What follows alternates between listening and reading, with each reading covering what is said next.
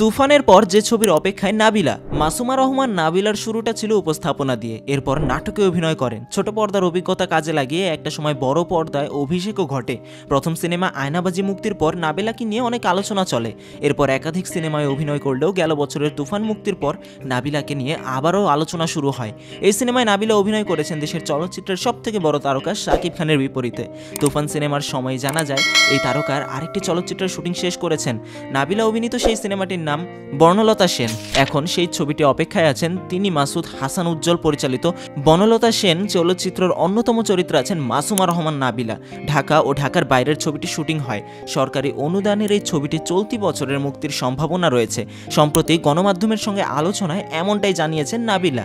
তিনি বলেন, সবাই জানে আমি খুব বেশি কাজ করি না, আমার বেশি ব্যস্ততা উপস্থাপনা নিয়ে, এখনও তাই। তবে এর মাঝে একটা সিনেমার কাজ শেষ করেছি, বনলতা সেন। এটি পরিচালনা করেছেন মাসুদ হাসান উজ্জ্বল। আমার খুব পছন্দের একটা কাজ। আমি যতটা জানি চলতি বছরের প্রথম ভাগে মুক্তি পাবে সিনেমাটি, তাই বনলতা সেনের অপেক্ষায় আছি। 2023 সালের শুরুর দিকে শুটিং শুরু হয় নাবিলা অভিনীত এই মুভির। 2021 থেকে 22 সালের সরকারি অনুদান পায় বনলতা সেন। এই ছাড়া বর্তমানে দেশের দুটি বেসরকারি টেলিভিশনের উপস্থাপনা নিয়ে ব্যস্ত সময় পার করছেন অভিনেত্রী।